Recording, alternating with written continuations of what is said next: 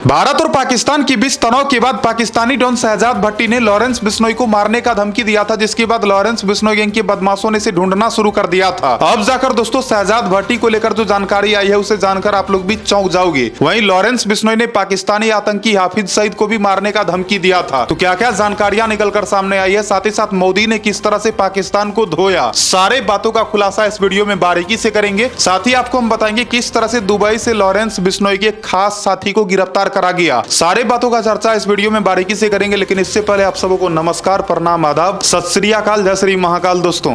और इस वीडियो को देखने वाले सभी भाइयों और सभी बहनों को हमारे तरफ से दिल से सलाम। तमाम बातों का चर्चा बारीकी से करेंगे ही, लेकिन सबसे पहले जान लेते हैं लॉरेंस बिश्नोई का एक ऐसा साथी जो कि दुबई से रहकर बड़े बड़े लोगों से फिरौती वसूलता था, रंगदारी मांगता था। यहां पर आप देख सकते हो दोस्तों, ये जो शख्स आपको दिख रहा है इसका नाम है आदित्य जैन। बताया जा रहा है दोस्तों कि ये दुबई में रहकर वहां से इंटरनेट कॉल के जरिए बड़े बड़े लोगों से फिरौती वसूलता था। और बताया जा रहा है कि ये वीरेंद्र चारण और रोहित गोदारा के इशारों पर काम करता था। आपको बता दूं, रोहित गोदारा जो कि लॉरेंस बिश्नोई गैंग के लिए ही काम करता है, जो कि इस वक्त विदेश में छिपा हुआ है। तो बताया जाता है रोहित गोदारा के कहने पर राजस्थान के अंदर बड़े बड़े लोगों से ये रंगदारी मांगता, और अगर वो लोग रंगदारी देने से मना करते तो उसे जान से मारने का धमकी देता था। तो यहां पर आप देख सकते हो दोस्तों, इसे आखिरकार राजस्थान एजीटीएफ की टीम ने गिरफ्तार कर ली। कुछ समय पहले की बात है जब बताया जाता है इसे दुबई से भारत लाया गया था, और भारत लाने के बाद जब इससे पूछताछ करा गया तो कई सारी बातों का खुलासा हुआ। वैसे इस मामले में आपको बता दूं, कुछ समय पहले इलियास को भी गिरफ्तार करा गया था।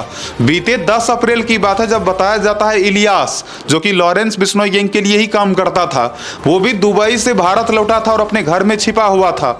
जैसे ही राजस्थान पुलिस को उसके बारे में जानकारी मिली, उसके बाद एजीटीएफ की टीम को इन्फॉर्म करा गया और आखिरकार लॉरेंस बिश्नोई का साथी इलियास को भी पकड़ लिया गया।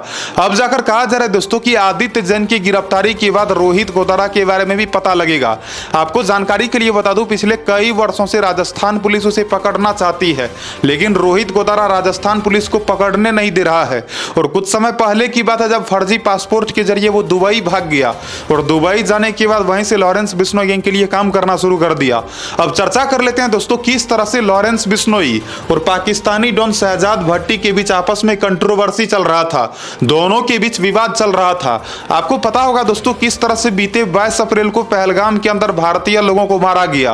पाकिस्तानी आतंकवादियों ने सरेआम आकर लोगों से धर्म पूछकर लोगों को गोली मार दिया, और जिन जिन महिलाओं ने बोली कि मेरे पति को ही क्यों मारा, मुझे भी गोली मार दो, तो उसके बाद आतंकवादियों ने बोला जाके मोदी से बोल दो। और आपको बता दो, इस मामले में जाकर के मोदी जी का एक बड़ा एक्शन देखने को मिला। आखिरकार ऑपरेशन सिंदूर चलाया गया, और ऑपरेशन सिंदूर के तहत किस तरह से पाकिस्तानी आतंकवादियों को जवाब दिया गया, इसका प्रमाण तो पूरा देशवासी के पास है।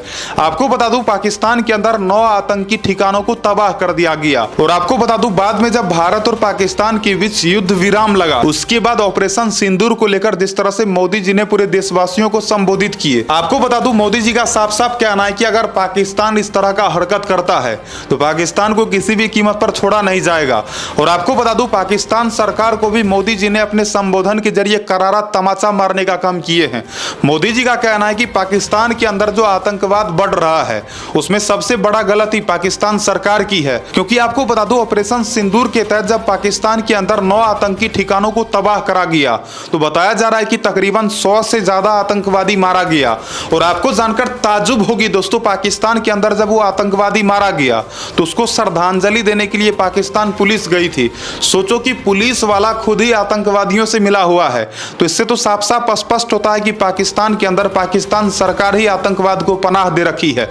और मोदी जी का कहना है कि उन आतंकवादियों को किसी भी कीमत पर छोड़ा नहीं जाएगा।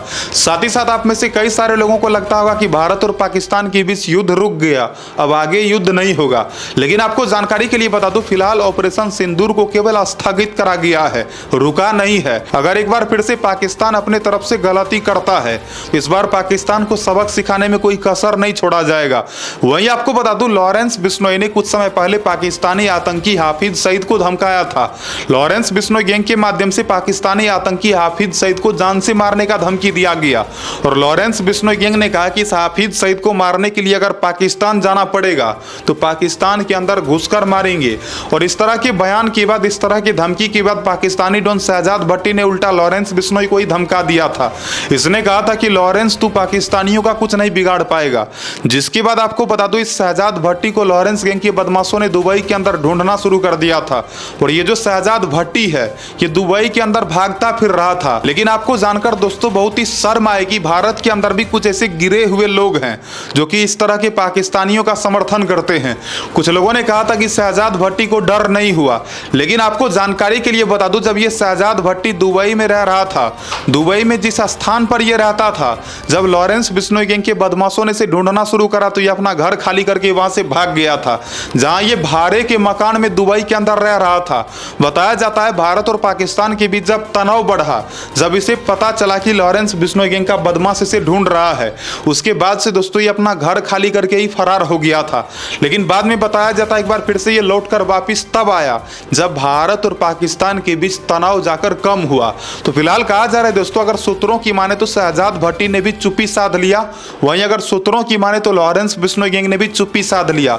तो कई सारे लोगों का यह मानना है कि हो सकता है कि पाकिस्तान और भारत के बीच जो तनाव घटा उसके बाद हो सकता है कि लॉरेंस बिश्नोई और शहजाद भट्टी के बीच एक बार फिर से मित्रता हो गया हो। हालांकि सच्चाई जो भी हो, लेकिन आपको बता दूं शहजाद भट्टी को लॉरेंस बिश्नोई ने धमकाया था, वहीं शहजाद भट्टी ने भी इसे धमकाया था। लेकिन सबसे अहम सवाल यह आता है दोस्तों कि लॉरेंस बिश्नोई गैंग ने कहा था कि हाफिज सईद को मार गिराएंगे। ये जो हाफिज सईद है, आपको याद होगा दोस्तों पुलवामा अटैक के बारे में, पुलवामा अटैक के मामले में भी इसका नाम आया था। और आपको बता दूं हाफिज सईद जो कि चाहता है कि पूरे कश्मीर को हथिया ले, पूरे कश्मीर को कैप्चर करना चाहता है और भारत को तबाह होते हुए देखना चाहता है। तो अभी कुछ समय पहले की बात है जब लॉरेंस बिश्नोई गैंग के सोशल मीडिया हैंडल से इसे धमकाया गया था और कहा गया था कि हाफिज सईद को छोड़ेंगे नहीं, लेकिन अब तक देखा गया है कि लॉरेंस बिश्नोई गैंग ऐसा कुछ भी नहीं कर पाया। अब जान लेते हैं दोस्तों इस मामले में किस तरह से अब जाकर बड़ी बड़ी जानकारियां निकलकर सामने आई है। आपको बता दो ये जो हाफिज सईद है, सूत्रों की माने तो कहा जा रहा है कि हाफिज सईद को इस बार ही निपटाने का पूरा प्लानिंग करा गया था। ऑपरेशन सिंदूर के तहत ही इसे भी निपटा दिया जाता, लेकिन इसका किस्मत अच्छा था कि ये बच गया। लेकिन आपको याद होगा दोस्तों ऑपरेशन सिंदूर के तहत एक बहुत ही खूंखार आतंकी था जिसका नाम था मसूद अजहर। मसूद अजहर के परिवार के 10 सदस्यों को मार गिराया गया। तो मसूद अजहर के ऊपर जिस तरह से करारा प्रहार हुआ, मसूद अजहर तो बच गया, लेकिन मानो कि वो एक जिंदा लाश के जैसा हो गया है, क्योंकि उसका परिवार में जो भी था, उसका रिश्तेदार जो भी था, हर किसी को खल्लास कर दिया गया, सारा का सारा मारा गया। तो मसूद अजहर को भी निपटाना है, साथ ही साथ हाफिज सईद भी बहुत जल्द निपटेगा ही निपटेगा। और आपको बता दूं पाकिस्तान सरकार के पास है तो कुछ नहीं, लेकिन झूठा घमंड है। तो पाकिस्तान सरकार को यह लगता है कि वो भारत को समाप्त कर देगा, लेकिन उसे पता नहीं है कि अगर मोदी जी पूरी तरह से एक्शन में आ जाए तो पाकिस्तान को बर्बाद होते देर नहीं लगेगा। लेकिन आपको बता दूं हम समस्त भारतवासियों के लिए ये बहुत ही खुशी की बात है कि हमारे भारतीय सैनिकों ने पाकिस्तान को तबाह करने में कोई कसर नहीं छोड़ा। हाँ, ये बात सच है कि लोगों के मन में एक तरह का सवाल जरूर आ रहा है कि पाकिस्तान को पूरी तरह से बर्बाद क्यों नहीं कर दिया गया। तो पाकिस्तान का बर्बादी भी बहुत नजदीक है। जैसे जैसे पाकिस्तान और भारत को लेकर आगे जो भी जानकारी आएंगी मैं आप लोगों को बताऊंगा। फिलहाल इस वीडियो में इतना ही। वीडियो को लाइक करना, चैनल को सब्सक्राइब करना। तो आज के इस वीडियो के माध्यम से मैंने कई सारी बातों पर चर्चा करा। पहला चर्चा करा किस तरह से दुबई से इस अपराधी को गिरफ्तार करा गया जिसका नाम है आदित्य जैन, जो कि लॉरेंस बिश्नोई गैंग के लिए लोगों को धमकी देने का काम करता था। तो आदित्य जैन को भी गिरफ्तार करा गया। उसके अलावा लॉरेंस बिश्नोई गैंग में काम करने वाले इलियास को भी गिरफ्तार करा गया।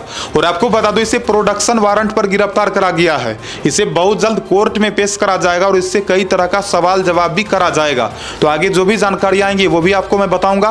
साथ ही मैंने आपको बताया कि पूरे देशवासियों को संबोधित करते हुए किस तरह से मोदी जी ने पाकिस्तान सरकार को करारा तमाचा मारने का काम किए।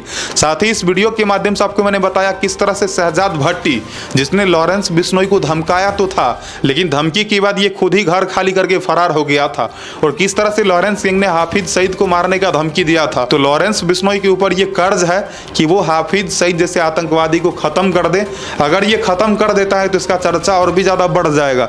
तो फिलहाल इस वीडियो में इतना ही। वीडियो को लाइक करना, अगर आप इस चैनल पर नए हो तो चैनल को सब्सक्राइब करना। प्रत्येक दिन मेरा काम है आप लोगों को जानकारी देना, आपका काम है जानकारी लेना। और पर्सनली मैं आपको बता दूं कि मैं आतंकवाद और आतंकवादियों के बहुत ही खिलाफ हूं। इस तरह के आतंकवादियों को जितना जल्दी खल्लास कर दिया जाए उतना खुशी की बात होगी। बाकी जय हिंद, राम राम सारे भाइयों को। मिलता है अगले नई वीडियो में नई खबर के साथ।